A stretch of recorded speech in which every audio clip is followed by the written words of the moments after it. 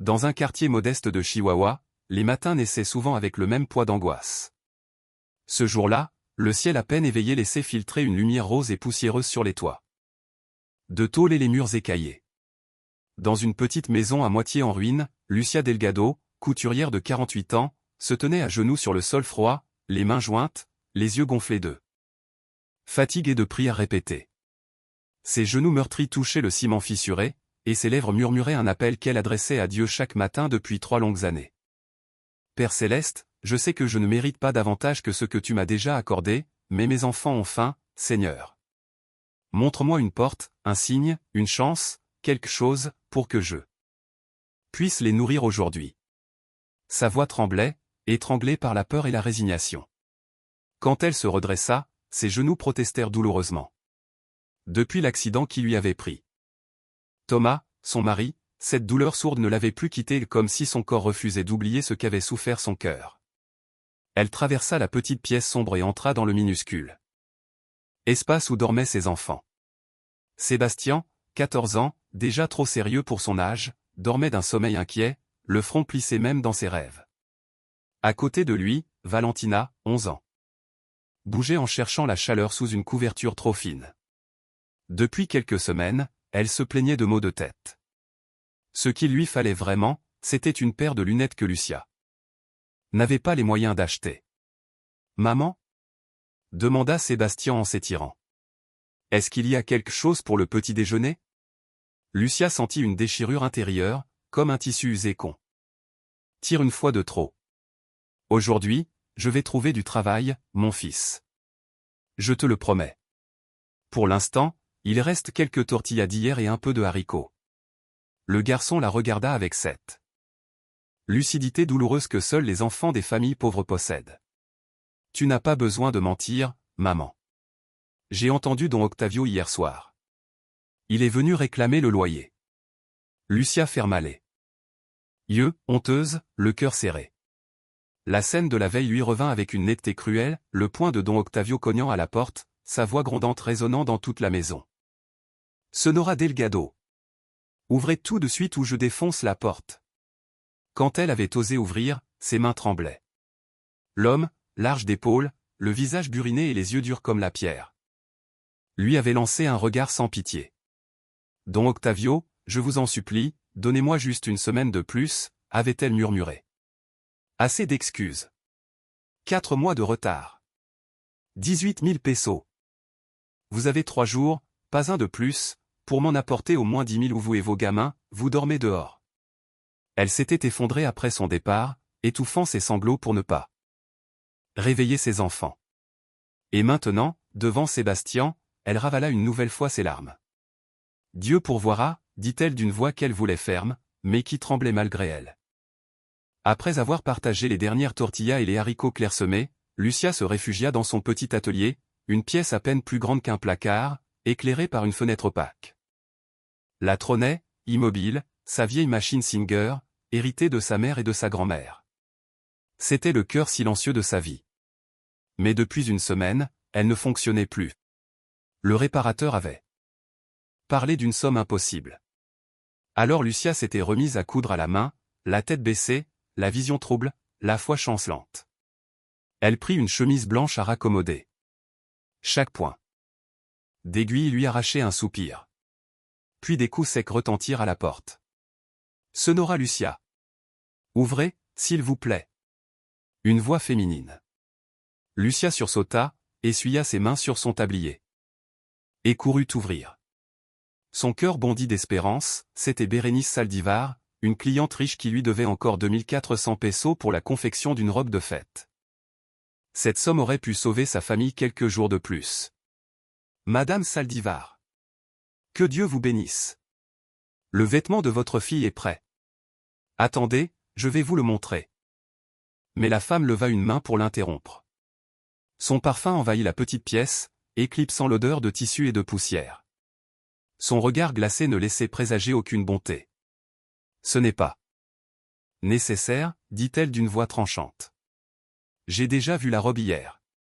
Votre fille me l'a montrée. » Lucia sentit la chaleur de son espoir se dissiper, mais tenta de garder le sourire. « Ah, parfait. Alors je venais justement pour le paiement. Bérénice éclata d'un petit rire sec, presque moqueur. Le paiement? Voyons, sonora Lucia, j'ai bien réfléchi. Votre travail est acceptable. Mais pas exceptionnel. Je m'attendais à mieux, à quelque chose de plus professionnel. Lucia sentit le monde vaciller. Madame, j'ai travaillé jour et nuit sur cette robe.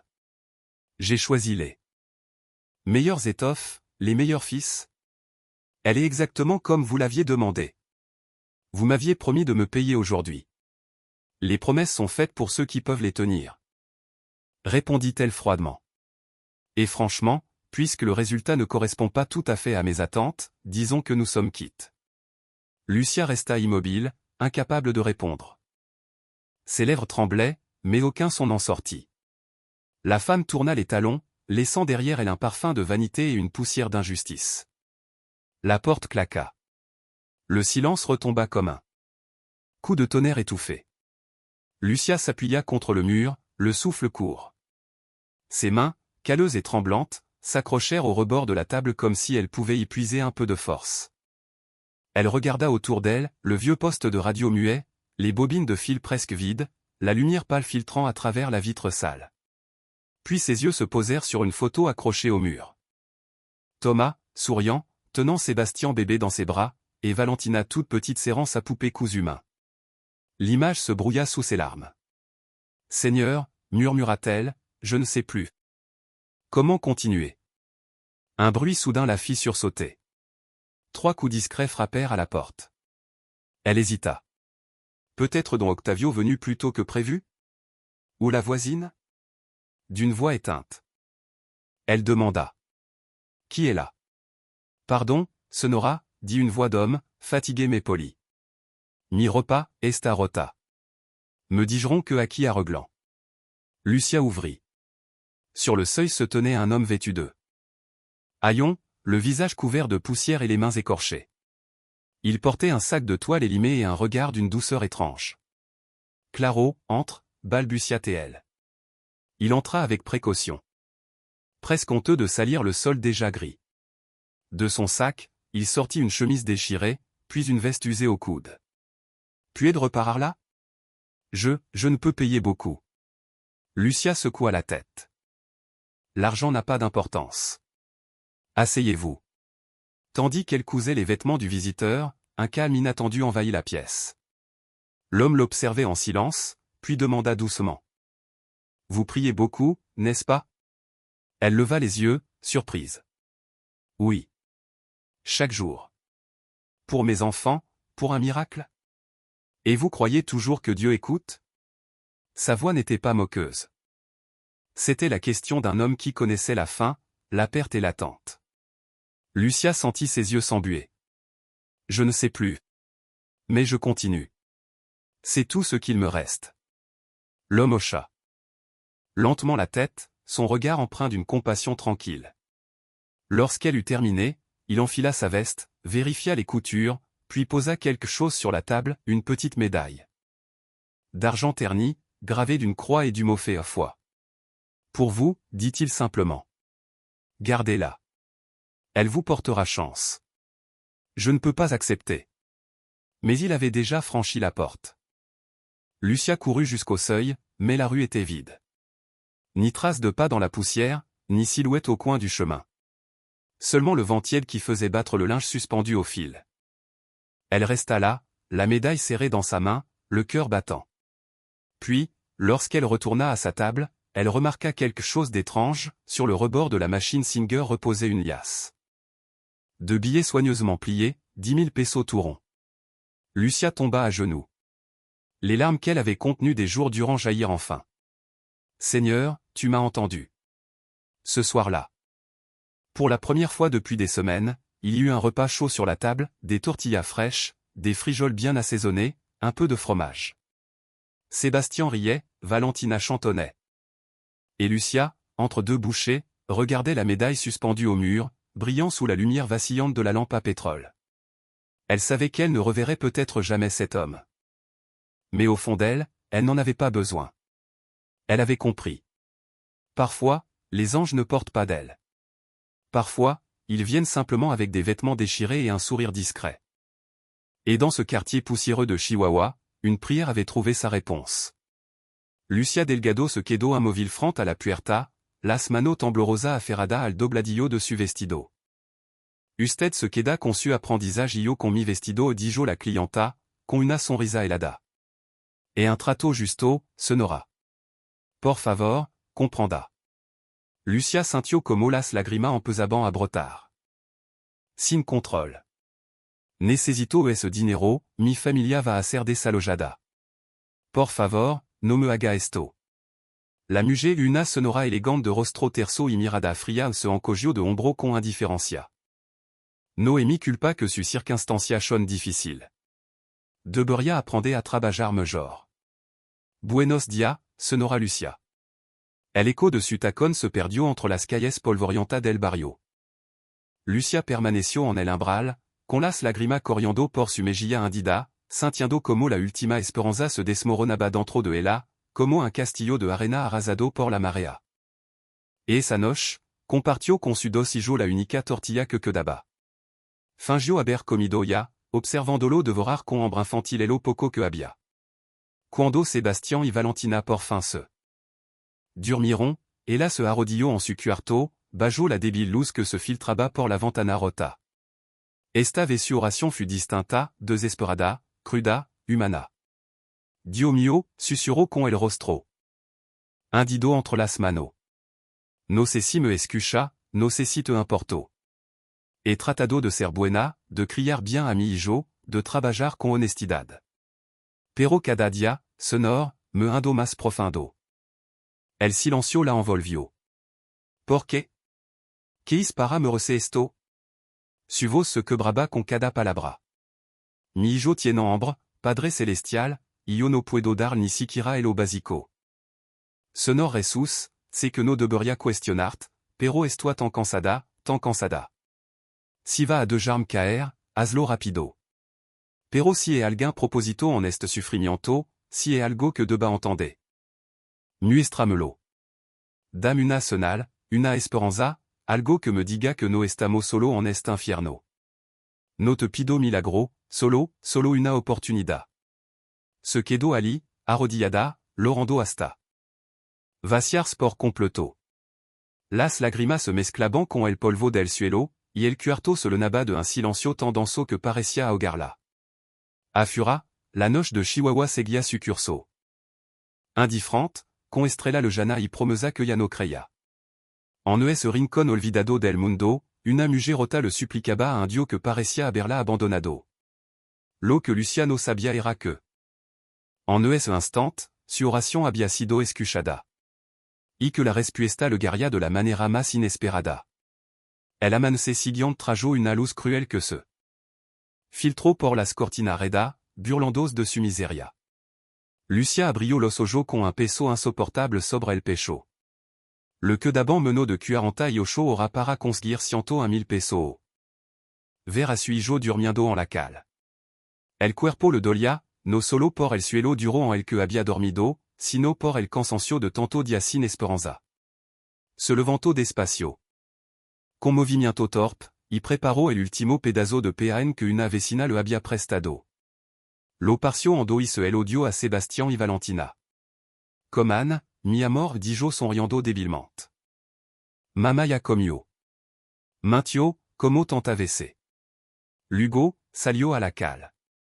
El air seco de la manana le raspó la garganta.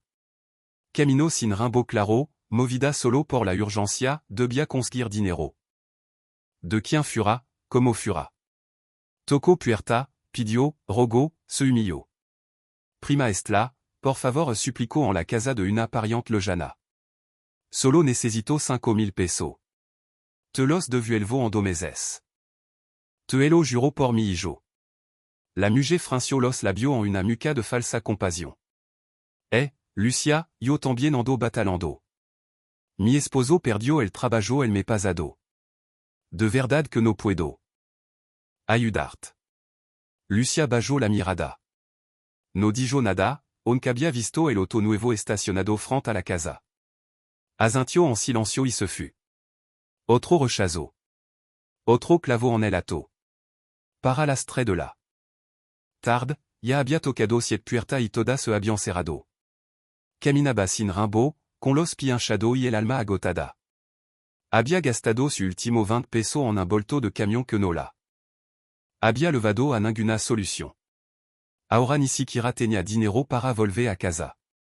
El sol golpeaba sin piedad. El air caliente olía a polvo y desolación. Su paso la condujeron, casi sin notarlo, a una pequeña plaza del barrio, un lugar modesto, con uno poco árbol raquítico que ofrecían sombra escasa, y banca de concreto agritada donde los ancianos solían pasar las tardes. Lucia se dejó caer en una de esa banca. Las piernas ya no podían sostenerla. Dios mío, susurró, mirando el cielo. Si está ahí, si real me existe, necesito que me escuche ahora. No puedo más. He tocado todas las puertas, he pedido ayuda a todos los que conozco, y nadie quiere ayudarme. ¿Dónde está, Señor? ¿Dónde está tu misericordia, et esa de la que tanto hablan la Iglesia? Las lágrimas volvieron a brotar, ardientes, salada. Perdonam por dudar de ti, pero estoy tan cansada de luchar sola. Thomas se fut y me dejó con dos hijos que dependant de mí, y yo no soy. Hello bastante fuerte, Señor. No tengo educación, no tengo dinero, y mi mano, las miro, áspera, agritada y ni sirven para cose porque mi máquina está rota. ¿Qué quiere que haga? ¿Qué espera de mí? Espero que veas a los que están peor que tú. La voz vino desde su derecha. Lucia se sobresaltó, tanto que casi cayó del banco. Giró la cabeza bruscamente. Un hombre estaba sentado en el otro extremo. Juraría que un instant no había nadie allí. Sin embargo, él estaba allí, tranquilo, como si siempre hubiera estado presente. Parecía tener un autre inta y tanto. Ah no, tal vécu aranta. Era difícil precisarlo. Su rostro tenía una acualidad extraña, como si el tiempo se hubiera detenido en él. Pero lo que más llamó la atención de Lucia fut su ropa. Una camisa blanca hecha girón, pantalón de mezclilla con agujero enorme, y unos zapatos tan gastados que apenas cubrían su pie. Sin embargo, a pesar de su apariencia, había en el algo distinto. Su ojo de un castano profundo, cálido y sereno reflejaba una paz imposible de describir, como si en su mirada habitara una compasión infinita. Y cuando sonrió, esa sonrisa tuvo la fuerza de un amanecer. Tan cálida, tan sincera, que por un instant Lucia olvidó todo su dolor. Como dijo? Pregunto ella, todavía intentando comprender. Dis que espero que veas a los que están peor que tu le repició el hombre con una voz suave, quasi musicale. Le preguntaba a Dios que espera de ti. Esa y mi respuesta. Lucia franció el seno, confundida. Con todo respeto, Señor, no creo que haya mucha gente peor que yo ahora mismo. Estoy a 2 días de quedarme en la calle con mi hijo. El hombre señaló su ropa rota, con un gesto sereno. Yo estoy así desde la semana. No tengo casa de la que pudan echarme, porque nunca la tuve. Lucia lo miró, sin saber qué responder. Algo en su interior le decía que aquel desconocido no era un vagabundo cualquiera. Había en su presencia algo distinto, algo que no se podía nombrar. El pareció cambiar a su alrededor.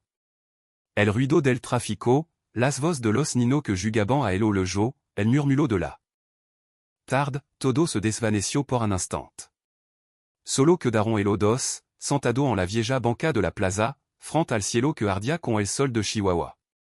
Lucia no lo sabía aún. Pero esa conversación sería el inicio de algo extraordinario. Porque a veces, cuando el mundo parece haber cerrado por completo, la respuesta divina luego vestida de harapo y con los pies descalzo. Y aquel hombre, con mirada de eternidad y voz serena, no había aparecido por casualidad. Era la respuesta que Lucia había suplicado la noche anterior. Solo que el milagro, como suele ocurrir, no se presentó con ala ni con luz celestial, sino con una sonrisa humana en medio de la miseria. Dans le silence brûlant de l'après-midi, la voix de l'homme résonna avec une douceur inattendue. Je n'ai pas d'enfant à nourrir, dit-il calmement. Je suis seul au monde. Je n'ai pas de nom qui vaille la peine d'être donné, car personne ne s'en soucie vraiment. Il esquissa un sourire tranquille, un sourire qui semblait défier la tristesse elle-même. Mais je souris, continua-t-il, parce que je sais quelque chose que toi, tu as oublié. Lucia le fixa. Partagé entre la curiosité et une irritation sourde. Et qu'est-ce que j'ai oublié, selon vous? Le regard de l'homme s'adoucit encore davantage. Que Dieu ne met jamais sur nos épaules un fardeau si lourd qu'il nous empêche d'aider quelqu'un à porter le sien. Lucia cligna des yeux, hésitante. Était-elle en train de parler avec un fou ou avec un philosophe errant? Écoutez, monsieur.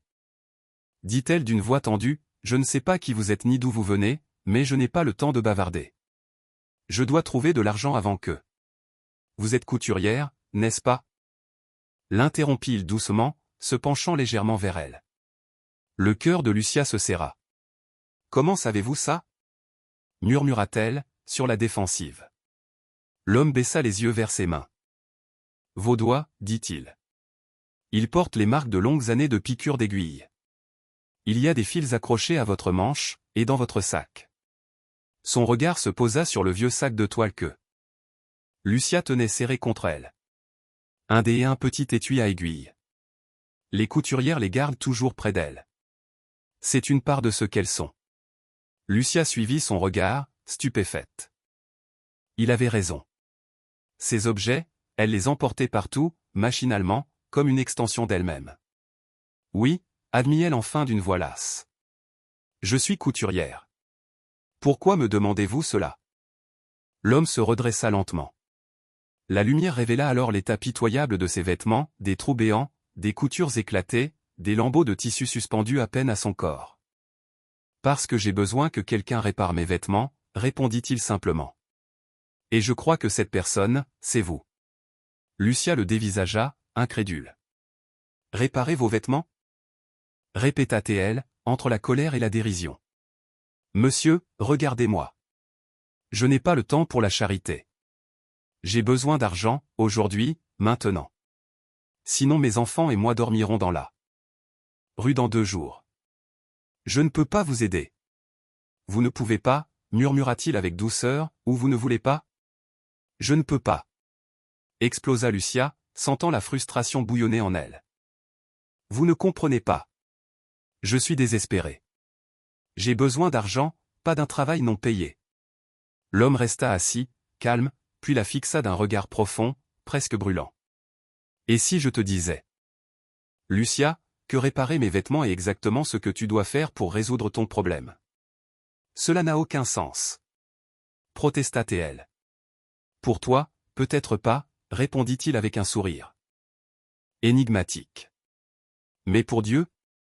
Ces mots restèrent suspendus dans l'air, comme une plume portée par une brise invisible. Lucia voulut répondre, mais sa bouche resta close. Lucia Delgado, dit-il. Alors. Elle se figea. Comment connaissait-il son nom complet? Une vague glacée lui parcourut le dos. Toute ta vie, poursuivit-il, tu as supplié qu'on t'aide. Tu as prié, pleuré, espéré qu'un autre résolve tes problèmes. Mais dis-moi, quand as-tu, toi, résolu le problème de quelqu'un d'autre? Lucia sentit ses joues brûler. J'aide quand je peux, balbutia-t-elle. Quand, demanda-t-il avec une douceur insistante. Quand as-tu donné alors que tu n'avais plus rien? Quand as-tu partagé alors que tu étais vide? Quand as-tu aimé alors que tu te sentais oublié? Les larmes montèrent de nouveau aux yeux de Lucia, mais elles étaient différentes cette fois. Ce n'était plus la pitié d'elle-même, mais la douleur d'un miroir tendu à son âme. Je n'ai rien à donner, murmura-t-elle. Tu as des mains, répondit-il en lui montrant les siennes, étonnamment propres et soignées malgré son apparence misérable. Tu as du savoir. Tu as un don que Dieu t'a confié. Ta machine est brisée. Oui, mais tes mains, elles, fonctionnent encore. Mais je dois chercher de l'argent, protesta-t-elle faiblement. Et depuis ce matin, combien de portes as-tu frappé? Combien de refus as-tu encaissé? Combien encore penses-tu pouvoir supporter? Lucia baissa les yeux. Il avait raison. Elle avait marché toute la journée, essuyant rejet après rejet, sans une seule promesse d'aide. Et si tu faisais confiance, pour une fois, à un plan différent? Murmura-t-il. Le silence s'étira entre eux, lourd et vibrant. Tout en elle criait qu'elle devait partir, continuer à chercher du travail, ne pas perdre une minute de plus avec ce vagabond étrange. Mais quelque chose dans ses yeux la retenait et une lueur d'assurance, de bonté profonde, presque surnaturelle. Je n'ai pas d'argent pour te payer maintenant, avoua-t-il après un moment. Mais je te promets, Lucia Delgado, que si tu m'aides, tu seras récompensée d'une manière que tu ne peux même pas imaginer. D'une manière qui dépasse tout ce que l'argent peut acheter. Les promesses ne paient pas le loyer, murmura Lucia. Non, admit-il doucement. Mais l'obéissance ouvre des portes qu'aucune somme d'argent ne saurait forcer. Ils se regardèrent longuement. Lucia avait la sensation d'être à un carrefour invisible, où chaque choix mènerait à une vie différente. Partir signifierait suivre la voie familière du désespoir. Rester, c'était plonger dans l'inconnu. Mon Dieu, pria-t-elle en silence, si cela vient de toi, donne-moi un signe. Ne permets pas que je commette la plus grande erreur de ma vie. À cet instant précis, une brise légère traversa la petite place. Elle portait avec elle un parfum inattendu, celui de rose fraîche, bien qu'aucun rosier ne fût visible à proximité. Lucia ferma les yeux, respirant profondément. Une paix étrange l'enveloppa, douce et absolue, comme une étreinte invisible. Très bien, dit-elle enfin d'une voix tremblante. Venez avec moi. Je vais réparer vos vêtements. Le visage de l'homme s'illumina d'un sourire si pur, si éclatant, que Lucia crut voir une lumière réelle émaner de lui. Je savais que tu le ferais, dit-il simplement. Je savais que ton cœur était sincère. Ils se mirent en marche côte à côte. Lucia sentait son cœur battre d'une manière différente, comme si chaque pas la rapprochait d'un mystère qu'elle ne pouvait nommer. L'homme marchait avec une dignité tranquille, contrastant étrangement avec ses haillons. Par moments, il lui posait des questions sur sa vie, ses enfants, ses rêves. Et à chaque réponse, il l'écoutait avec une attention totale, comme si rien d'autre au monde n'existait. Pour la première fois depuis des années, Lucia se sentit vue. Voilà, dit-elle en arrivant devant sa petite maison. Je vous préviens, c'est très modeste. Ils entrèrent dans le minuscule atelier. L'homme observa tout avec une curiosité empreinte de respect. Son regard glissa sur la vieille machine Singer. Immobile et muette, sur les morceaux d'étoffes entassés dans un coin, sur les bobines de fil aux couleurs vives rangées dans une boîte à chaussures. Ses yeux s'attardèrent sur les photos jaunies de Thomas, accroché près de la table de travail, un mari perdu trop tôt, un amour devenu souvenir. Asseyez-vous ici, dit Lucia en lui désignant une chaise branlante. J'aurai besoin que vous retiriez votre chemise pour pouvoir travailler correctement. L'homme acquiesça et ôta lentement sa chemise déchirée. Lucia resta un instant interdite. Sous les haillons, sa peau était propre. D'une netteté presque irréelle, comme s'il venait de sortir d'un bain. Une chaleur douce émanait de lui, et malgré elle, elle sentit une larme rouler sur sa joue. Elle n'aurait su dire pourquoi. Mais dans ce silence suspendu, Lucia eut la certitude que quelque chose, à cet instant précis, venait de changer à jamais.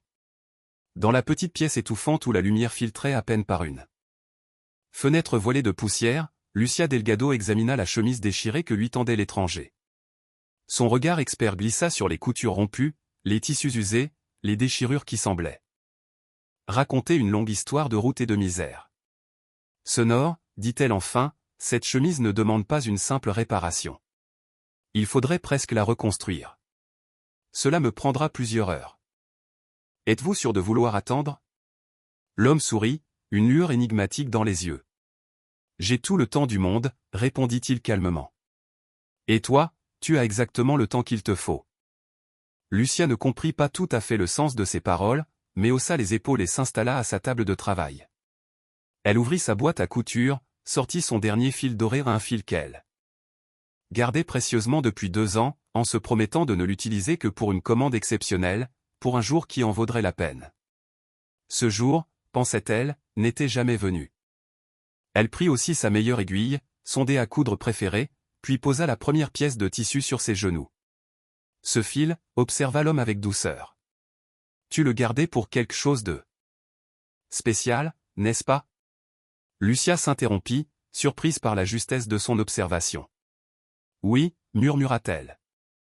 Je l'ai acheté en pensant qu'un jour, j'aurais un travail digne de lui, un client important, une grande occasion. Mais ce jour ne s'est jamais présenté. Peut-être que ce jour, c'est aujourd'hui, suggéra-t-il doucement. Elle se remit à coudre.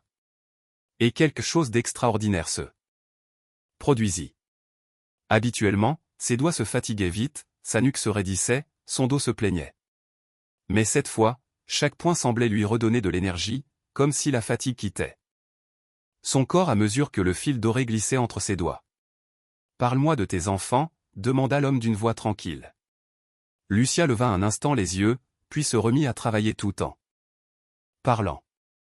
Elle parla de Sébastien, son fils aîné, si sérieux pour son âge, qui avait renoncé à son rêve d'être ingénieur parce qu'il savait que sa mère ne pourrait jamais payer l'université. Elle parla de Valentina, sa cadette, studieuse malgré les maux de tête constants dus à sa mauvaise vue. Elle parla de ses nuits sans sommeil, de ses prières murmurées pour que ses enfants ne l'entendent pas pleurer. De ses rêves brisés et de sa peur constante du lendemain. L'homme écoutait sans interrompre, avec une attention si totale qu'elle en fut bouleversée. Chaque mot qu'elle prononçait semblait, à ses yeux, être la chose la plus importante du monde. Parfois, il posait une question, une seule, mais toujours juste, toujours chargée d'une compréhension intime du cœur humain. « T'es-tu déjà mise en colère contre Dieu » demanda-t-il. Lucia s'immobilisa, l'aiguille suspendue dans l'air. « Oui » murmura-t-elle après un long silence. « Souvent. Surtout quand Thomas est mort. » Sa voix se brisa. C'était un homme bon. Un homme de foi. Il allait à la messe chaque dimanche, il aidait les voisins, il aimait ses enfants. Pourquoi l'a-t-il pris, lui, et laissé tant d'hommes mauvais? Ce n'était pas juste. Et malgré cette colère, qu'est-ce qui t'a fait continuer à croire? Lucia resta un moment silencieuse, le regard fixé sur la lueur du fil doré entre ses doigts. Mes enfants, répondit-elle enfin. Quand je les regarde dormir, même affamés, même dans cette misère, je vois sur leur visage quelque chose de pur, d'innocent, qui ne peut pas être un hasard. Si quelque chose d'aussi beau existe dans un monde si dur, alors il doit y avoir quelque chose de plus grand derrière tout cela. Il doit y avoir un sens, même si je ne le vois pas. L'homme ferma les yeux un instant, ému. Lucia, dit-il avec gravité, tu viens de dire la plus pure définition de la foi. La foi, ce n'est pas croire quand tout va bien. C'est continuer à croire. Quand tout semble perdu. Ils continuèrent à parler ainsi pendant des heures. Le temps perdit toute importance. Pour la première fois depuis longtemps, Lucia ne se sentit pas pressée, ni inquiète. Tout en elle savait qu'elle était exactement là où elle devait être. Enfin, après près de 4 heures de travail minutieux, elle fit la dernière couture, coupa le fil et recula d'un pas pour contempler son œuvre. La chemise et le pantalon n'étaient plus seulement réparés, ils étaient transformés. Chaque couture semblait invisible, chaque morceau de tissu semblait neuf. Le fil doré, sous la lumière tamisée, scintillait de reflets impossibles, comme s'il emprisonnait la clarté de la lune. C'est terminé, dit-elle d'une voix tremblante mêlée de fierté et d'épuisement. Vous pouvez l'essayer. L'homme enfila les vêtements. Et alors, l'impossible arriva. La chemise et le pantalon se mirent à luire doucement, d'une lumière dorée, pure, presque vivante. Lucia cligna des yeux, croyant à une illusion née de la fatigue. Mais non, la lumière émanait réellement du tissu. Elle ouvrit la bouche, voulut parler, mais aucun mot ne sortit. L'homme fit un pas vers elle. Sa présence emplit la petite pièce comme une vague de chaleur et de paix. Lucia sentit ses genoux trembler, son cœur battre si fort qu'elle en perdit le souffle. Lucia Delgado, dit-il enfin. Sa voix avait changé, elle vibrait d'une autorité qui semblait venir d'ailleurs, comme si chaque syllabe résonnait dans les murs mêmes du monde. Tu n'as pas simplement réparé un vêtement. Tu as cousu avec amour alors que tu n'avais rien. Tu as donné sans rien attendre, alors que tu étais toi-même dans le besoin.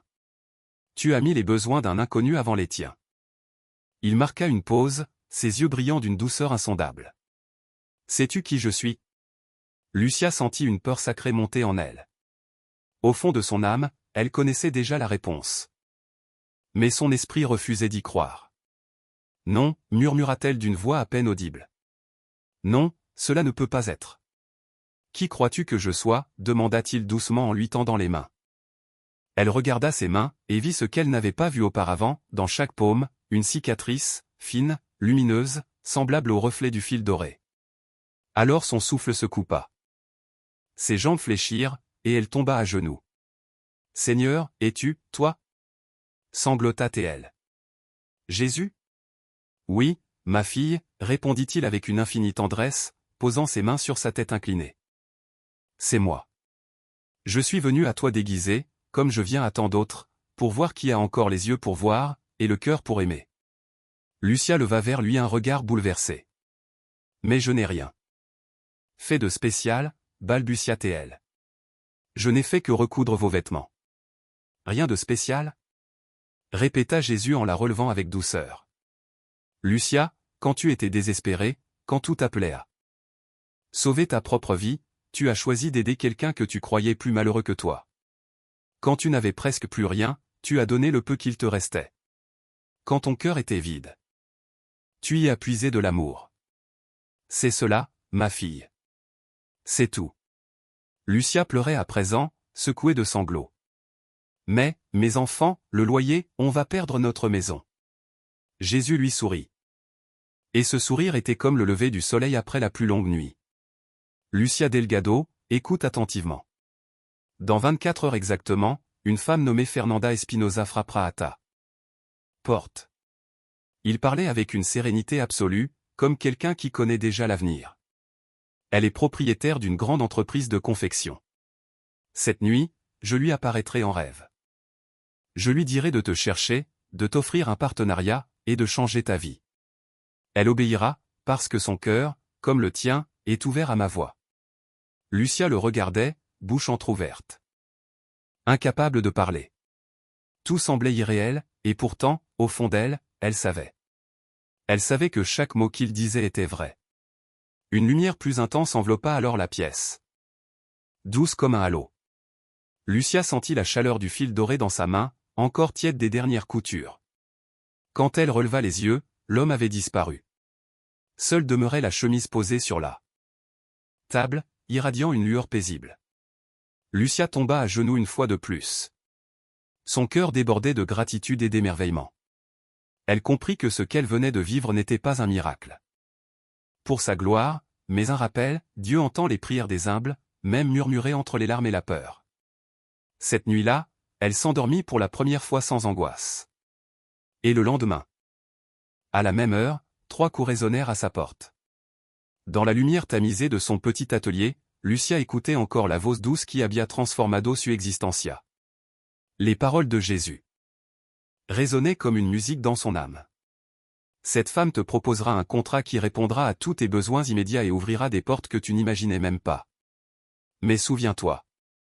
Lucia, ta véritable épreuve n'a jamais été une question d'argent. C'était une épreuve de foi, un choix entre l'amour et la peur, entre la confiance et le désespoir. Il s'approcha de la machine à coudre brisée, posa sa main sur le métal froid et, aussitôt, un léger ronronnement emplit la pièce.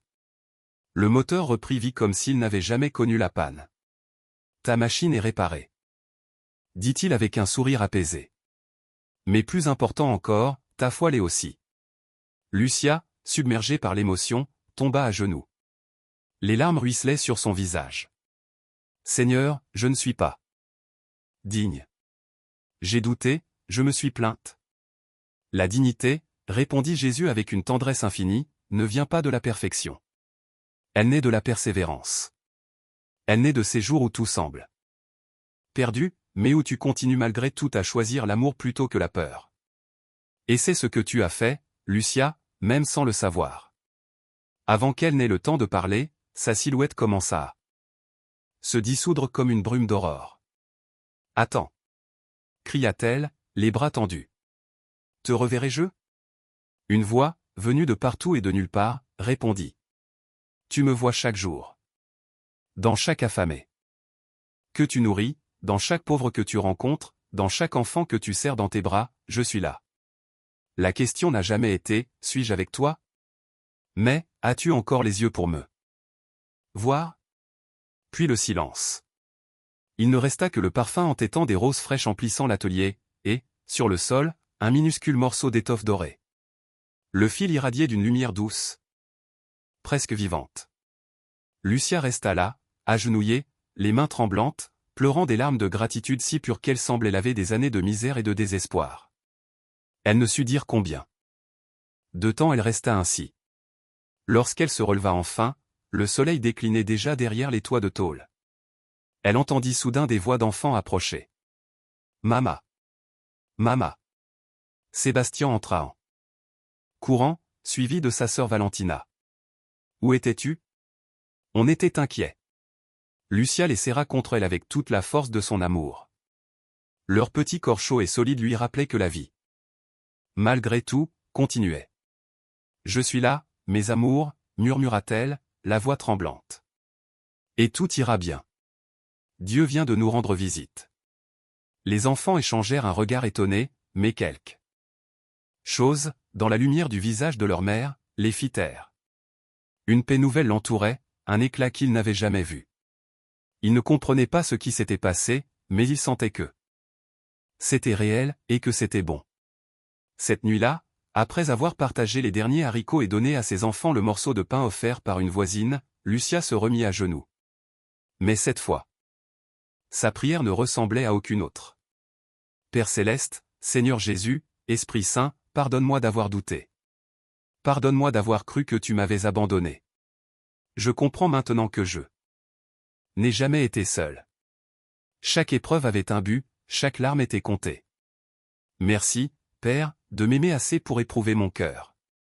Merci de m'avoir appris que la vraie foi n'est pas de croire quand tout va bien, mais de continuer à croire quand tout semble perdu. Et si demain l'aide promise arrive, je te promets de bénir les autres comme tu m'as béni. Elle s'endormit cette nuit-là. Apaisée comme jamais, serrant contre son cœur le fragment de tissu doré laissé par le Christ.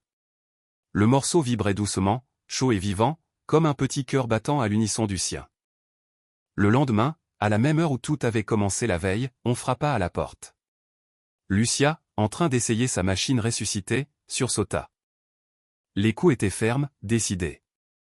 Lorsqu'elle ouvrit, elle découvrit sur le seuil une femme élégante d'une 50aine d'années, vêtue d'un tailleur impeccable. « Madame Lucia Delgado ?» demanda-t-elle avec politesse. « Oui, c'est moi, » répondit Lucia, le cœur battant.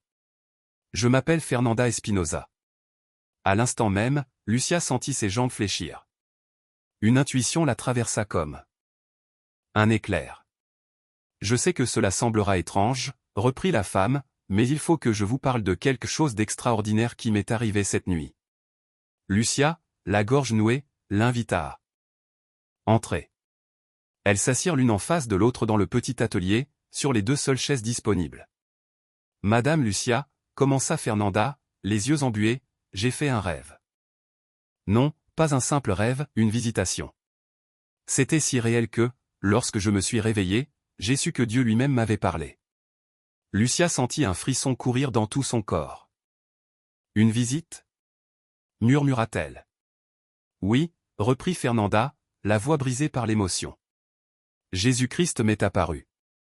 Il m'a montré son visage et m'a donné votre adresse exacte. Puis il m'a dit ces mots. Cette femme possède un don qui ne doit pas être perdu. Elle vient de réparer mes vêtements avec amour, alors qu'elle n'avait rien. Va vers elle. Offre-lui une chance. Change sa vie. Comme elle a choisi d'honorer la mienne par son service désintéressé. » Fernanda sortit un mouchoir de son sac, essuya ses larmes, puis reprit d'une voix tremblante. « Madame Lucia. Je suis propriétaire de Textile del Norte, l'une des plus grandes chaînes de vêtements du nord du Mexique. Et je viens vous proposer quelque chose qui, je le sais, transformera votre vie. Car c'est Jésus lui-même qui me l'a demandé. » Ce qu'elle décrivit ensuite laissa Lucia sans voix. Fernanda voulait créer une nouvelle ligne de vêtements artisanaux de luxe, baptisée Mano de Esperanza, les mains de l'espoir avec Lucia comme créatrice principale et maîtresse couturière. Le contrat prévoyait une avance immédiate de 150 000 pesos sur un total de 500 000. Afin que Lucia puisse régler ses dettes, louer un véritable atelier et acheter du matériel professionnel. En plus, elle recevrait 40% des bénéfices nets de la nouvelle collection. Mais il y a plus. Encore, ajouta Fernanda. Jésus m'a dit que cette ligne devait être différente. Chaque vêtement devra être confectionné avec prière, amour et intention. Et nous recruterons exclusivement des femmes en difficulté, pour leur offrir non seulement un emploi, mais aussi de l'espoir, une formation, une dignité retrouvée. Elle fixa Lucia droit dans les yeux. Accepteriez-vous de faire cela avec moi? Lucia voulut parler, mais aucun mot ne sortit. Ses larmes coulaient librement. Fernanda se leva alors et la prit dans ses bras. Il t'est vraiment apparu, n'est-ce pas? Murmura-t-elle. Lucia hocha la tête, submergée. Oui, c'était réel. Plus réel que tout ce que j'ai jamais vécu. Ce même jour, Lucia régla intégralement son loyer en retard. À don Octavio, son propriétaire, qui resta bouche bée en voyant l'argent. Elle paya même 3 mois d'avance. Puis elle inscrivit Sébastien et Valentina dans une école meilleure, acheta à sa fille les lunettes qu'elle attendait depuis des mois et remplit le réfrigérateur de vivres jusqu'à en déborder. Dans le calme du soir, elle s'assit de nouveau devant sa machine, désormais symbole d'un miracle tangible. Le petit fil doré reposait sur l'étagère, scintillant faiblement à la lueur d'une bougie. Lucia posa la main dessus et ferma les yeux. « Seigneur, murmura-t-elle, tu as tenu ta promesse. Et moi aussi, je tiendrai la mienne. Chaque vêtement, chaque point, chaque prière sera pour toi. » Ainsi commença l'histoire de Mano de Esperanza, non comme une entreprise, mais comme une mission. Et, dans ce petit atelier où tout avait failli se briser, Dieu avait transformé la couture en miracle et la foi d'une simple femme en lumière pour des milliers d'autres. Dans les mois qui suivirent son encuentro milagroso, la vie de Lucia prit un tournant qu'aucun rêve, ni aucune prière désespérée, n'aurait pu anticiper. Tout commença lorsqu'elle rejoignit Fernanda dans le projet Mano de Esperanza. Ce qui n'était au départ qu'une modeste ligne de vêtements confectionnés à la main devint, presque sans que personne ne s'en rende compte, un véritable miracle en mouvement. La rumeur s'était d'abord répandue parmi les ouvrières du petit atelier, la légende d'une couturière qui avait réparé les habits d'un inconnu, et découvert ensuite que cet homme n'était autre que Jésus lui-même. Peu à peu, le récit franchit les murs de l'atelier. Les clientes, émues, partageaient l'histoire à voix basse comme un secret sacré. Puis les réseaux sociaux s'en emparèrent. En quelques semaines, Mano de Esperanza devint un phénomène national. Le fil d'or de la foi. Des célébrités mexicaines commencèrent à porter ses créations. Ce n'était pas seulement la beauté des tissus ou l'élégance des coupes qui séduisaient, mais la force invisible cousue dans chaque fil, une histoire de foi, de pardon et de renaissance. Chaque robe, chaque chemisier semblait murmurer un message d'espérance.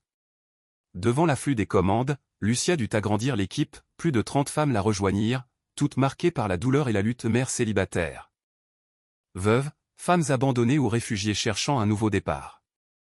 Fidèle aux paroles de Jésus, Lucia établit une tradition, avant chaque journée de travail, les couturières formaient un cercle. Se prenaient les mains et priaient. Leur voix s'élevait dans l'air matinal, demandant que chaque point, chaque couture soit une offrande d'amour et de lumière pour celle qui porterait le vêtement.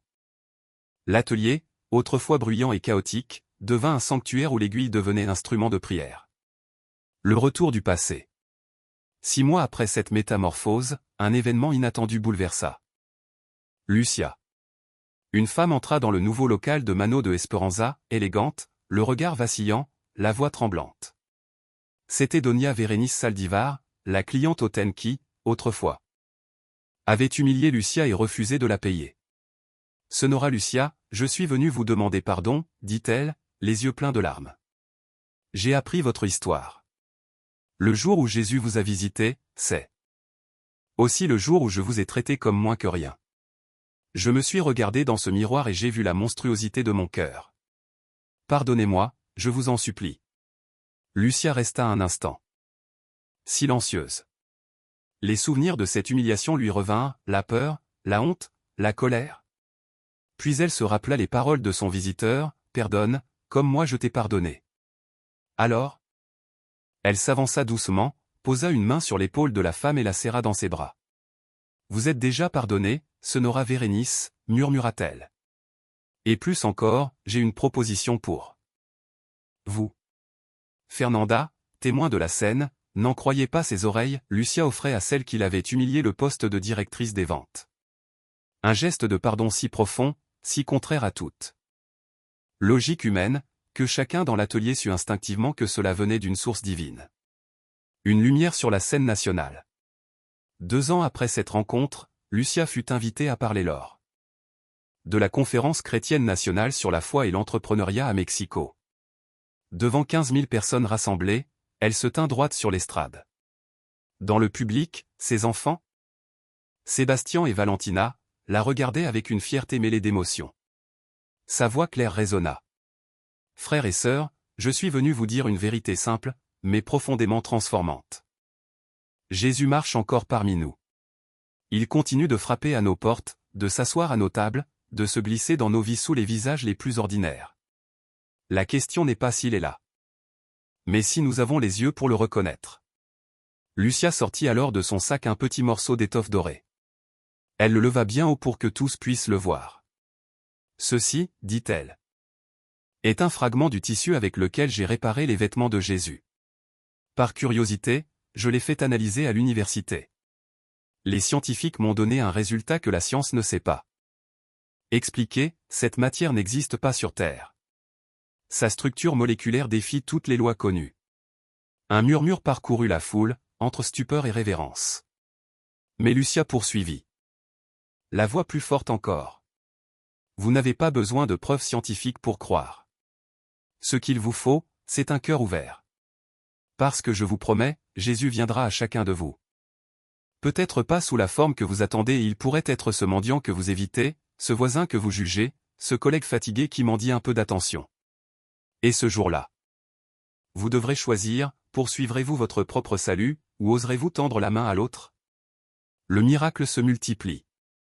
De ce message naquit un mouvement national, Cosiendo con Amor.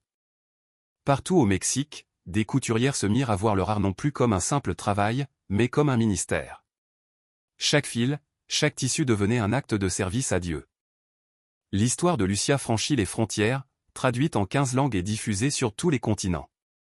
Mais pour Lucia, le plus grand miracle n'était ni la renommée, ni la réussite économique. C'était la transformation silencieuse de ceux qu'elle aimait. Sa fille Valentina, inspirée par le courage de sa mère, décida d'étudier le design de mode pour continuer la mission de Mano de Esperanza. Son fils Sébastien, devenu ingénieur, consacra son temps libre à inventer des machines à coudre à bas coût pour les femmes défavorisées. 5 ans après l'apparition de Jésus, l'entreprise employait plus de 200 femmes dans 5 États du Mexique. Lucia créa le Fondo Jesús Costurero, un fonds caritatif offrant machines, formation et microcrédits sans intérêt aux femmes vivant dans la pauvreté, leur permettant de lancer leurs propres ateliers. Des milliers d'entre elles virent leur vie se transformer pas seulement matériellement, mais spirituellement. Le fil invisible. Pourtant, malgré le succès, Lucia resta fidèle à ses débuts. Chaque vendredi soir, peu importaient les voyages, les interviews ou les réunions, elle revenait dans le petit atelier d'origine. Là où tout avait commencé. Là où les larmes avaient trempé le sol et où une prière désespérée avait ouvert le ciel. Elle cousait bénévolement pour les sans-abri, manteaux, chemises, couvertures. Ce modeste atelier était devenu son sanctuaire personnel, un lieu de mémoire et de gratitude. Une nuit, alors qu'elle travaillait sur une chemise pour un homme de la rue, une présence familière emplit la pièce. Elle leva les yeux, rien n'avait changé, mais l'air sentait les roses fraîches, et une paix indescriptible descendit sur elle. Puis une voix douce, comme un souffle, murmura tout près de son oreille. « Bien fait, servante bonne et fidèle. Tu as suivi mon appel et multiplié ce que je t'ai donné. Désormais, ta vie est une couture dans le grand tapis de mon amour. Chaque personne que tu as touchée est un fil tissé dans l'histoire de la rédemption que je poursuis dans le monde. » Les yeux baignés de larmes, Lucia sourit. Elle reprit son aiguille, consciente que chaque point était une prière, chaque vêtement un acte d'adoration. Elle comprit que, ce jour-là, lorsqu'elle avait choisi d'aider un inconnu plutôt que de sauver sa propre situation, Elle n'avait pas seulement réparé des habits, elle avait commencé à tisser son miracle éternel. Et peut-être, à travers le fil doré de sa foi, un morceau du ciel avait-il été cousu à jamais dans le cœur du monde.